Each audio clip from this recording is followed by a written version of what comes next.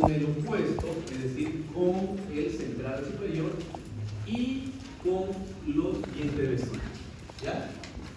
Es un diente tan sencillo que prácticamente no tiene detalles anatómicos o accidentes arquitectónicos ni en la corona ni en la raíz. Sin embargo, toda la piecita dentaria, el modelado de la pieza dentaria, permite fácilmente su identificación o su diferenciación. Uno, porque es uno de los dientes más pequeños, bueno, de hecho es el diente más pequeño de todo el sistema dental. Y su silueta es completamente delgada. ¿Ya? Ahí está. Siempre vamos a empezar por estas características, o perdón, datos iniciales de esta pieza dental. Al igual que todos los incisivos, si ustedes recuerdan, empieza su formación a los 12 meses. Un niño de 1 año, internamente sus huesitos se están formando sus incisivos centrales inferiores. ¿Ya? Pasa un proceso embriológico de casi 6 años para que erupcione a la edad de los 7. Sin embargo, su formación no está completa. La completa o la concluye 3 años después de su erupción. Es decir, hasta los 10 años recién va a terminar de formarse el tercio apical. Recuerden siempre lo que les dije. Si nosotros tomamos una radiografía a un niño de 7 años, evidentemente ya la corona puede estar erupcionada en boca, pero en la radiografía no va a salir que este ápice no está formado. ¿Ya? Tenemos un ápice abierto y esta porción apical va a concluir cuando el niño tenga por lo menos 10 años. ¿Cuánto mide esta piecita? Mide una longitud total de 20.7 milímetros, de los cuales 8.8 corresponden a la corona y 11.9 a la porción radicular. De mesial hacia distal 5.4 y de vestibular hacia palatino, o al igual en este caso, 6 milímetros. Bueno, hay un detalle muy importante que ahora lo vamos a notar, que es muy característico de los incisivos inferiores y que yo en la práctica les hacía notar. Relación antagónica. Esta es una pieza dentaria a excepción de todo el resto de las piezas dentarias que se relacionan siempre con 2 piezas, y lo había dicho en la anterior clase. Esta es una excepción, junto con los terceros molares también, obviamente. Esta ocurre o se relaciona solo con una pieza dentaria, se relaciona antagónicamente solo con una pieza dentaria, con 2 tercios mesiales, dice, de incisivo central superior, solamente con esta pieza. ¿Ya? Si ustedes se dan cuenta, el resto de las piezas dentarias siempre son con 2 piezas. Por ejemplo, este central ocurre tanto con el central inferior y con el lateral. El lateral superior tanto con el lateral inferior y con el canino. Este canino inferior con el lateral superior y el canino superior, ¿no? Entonces se dan cuenta, la relación antagónica siempre es con 2 piezas dentarias, pero esta es una excepción. Ahí está. Visto el canino inferior, perdón, el central inferior por todos sus lados. Una de las principales características anatómicas de esta pieza es de que, si ustedes lo ven por sus caras libres, es decir, por vestibular y por palatino, bueno, quiere ser igual, pero no por ser un diente inferior, es que la marcada diferencia de estas dimensiones con estas dimensiones, lo que hace que cuando se ve la pieza dentaria de frente, es una pieza sumamente delgada, ¿no? Muy delgadita.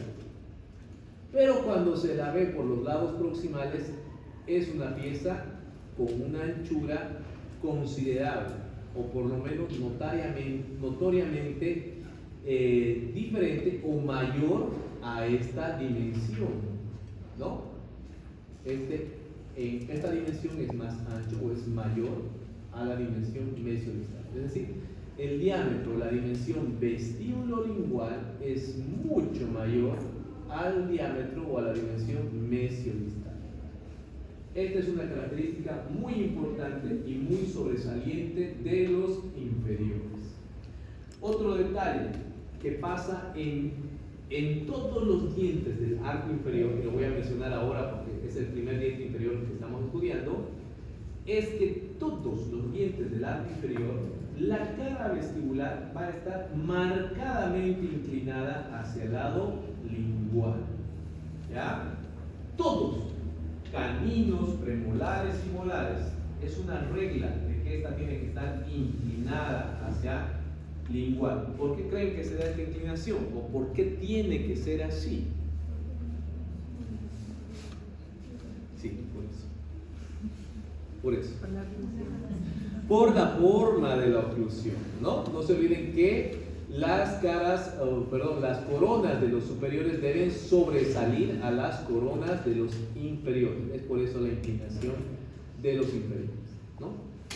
Bueno, eso dentro de las características más importantes de este inferior. Esta es una de las piezas que también puede llegar a la simetría, ¿no? ¿Qué significa? Y en algún momento también lo habíamos mencionado, que si nosotros dividimos en partes iguales esta piecita dentaria, las dos mitades van a ser exactamente iguales, lo que nos dificultaría identificar qué lado es mesial y qué lado es distal. Miren aquí, por ejemplo, en una vista por incisal, si nosotros partimos aquí por la mitad, ¿no?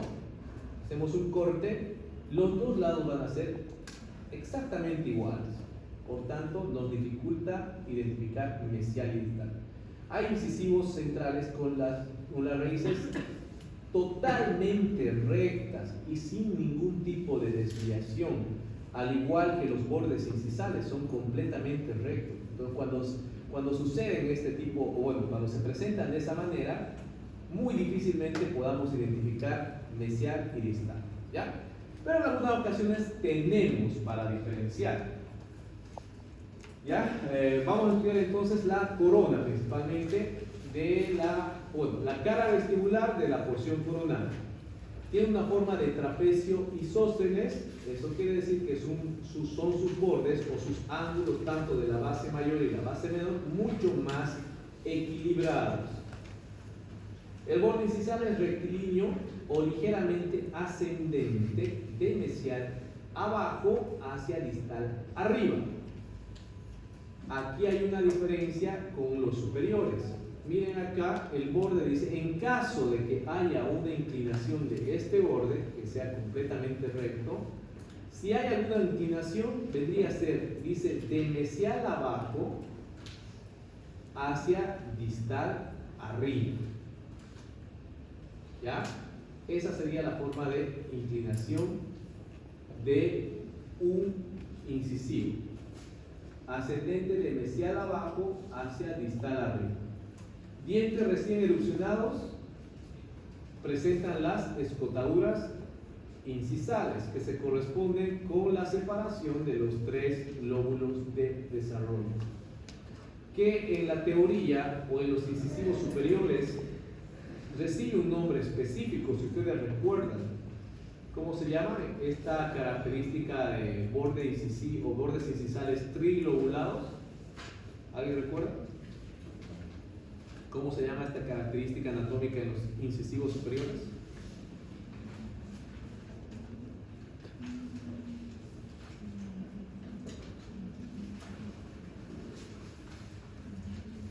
Fleur de lis o flor de lirios, ¿no? Bueno, el borde cervical es una línea curva, simétrica, estrecha, ¿no? Y de convexidad hacia la raíz. Los bordes mesial y distal son completamente convergentes, muy convergentes hacia cervical, siempre notando una mayor inclinación, dice, del lado distal.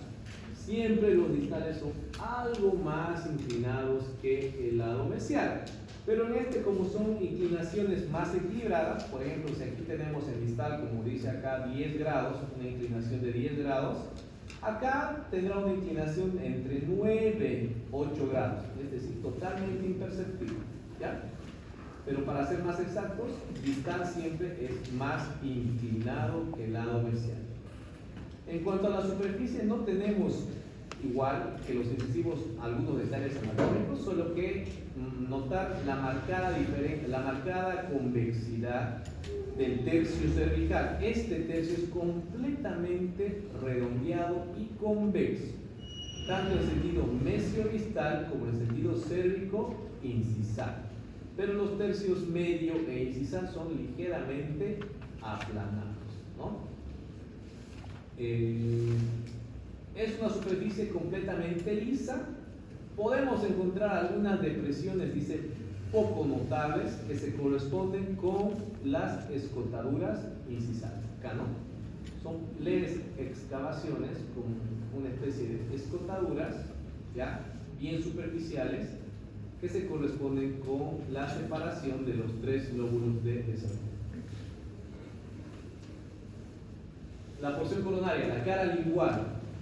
Si notan, igual no hay muchos detalles anatómicos. Es muy parecido al anterior. Ustedes se dan cuenta. Esta con esta son muy parecidas, ¿no? ¿Cómo lo vamos a diferenciar? Obviamente por la superficie.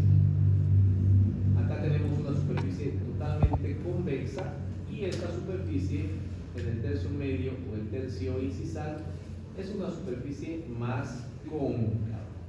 Pero esta concavidad no es porque tenemos una fosa palatina marcada. Toda la superficie es cóncava. No tenemos rebordes marginales muy notorios o muy prominentes, a diferencia del superior, ¿no? Lo que hace de que tengamos una fosa palatina casi inexistente o imperceptible. Los contornos y los perfiles son más regulares, más simétricos y más equilibrados.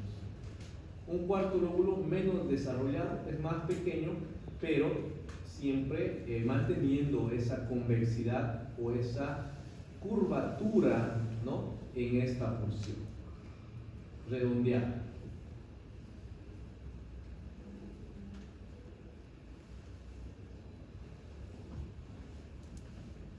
Caras proximales tienen contornos triangulares, al igual que los superiores, ¿no? El borde o la base siempre ubicada hacia cervical y el vértice hacia incisal. Los bordes cervicales son concavidades menores, o sea, estas concavidades, dice, son menores que los superiores, ¿no? No son tan profundos ni tan marcados como los superiores. El lado vestibular dice que es completamente convexo y de igual convexidad que lingual. Lado vestibular convexo y de igual oblicuidad que lingual. ¿A qué se refiere? Si nosotros tomamos una línea imaginaria en la cara palatina, ¿ya?, y una línea imaginaria recta igual en la cara vestibular, ambos tienen, dice, la misma oblicuidad o la misma inclinación, ¿ya? Por eso hace de que la punta de esta cara o de esta superficie donde se nota el vértice o la punta del triángulo va a coincidir exactamente con el ápice radicular, ¿ya? Puede haber una diferencia, o hay una diferencia, porque si ustedes observaron o han notado, a diferencia de los superiores, la cara vestibular siempre va a estar más inclinada hacia el lado vestibular, ¿ya? Justamente por el hecho de que tiene que sobresalir a las coronas inferiores. Por eso nos dice que esta inclinación es similar a esta otra. Lo diferente, o a diferencia del superior, que la inclinación es mayor en lingual y menor en vestibular, para marcar esa diferencia. El lado lingual es convexo en el cingulum, como todas las caras palatinas son iguales, siempre su mayor convexidad o curvatura es a nivel del cingulum, y luego hacerse cóncavo en el tercio medio e incisal.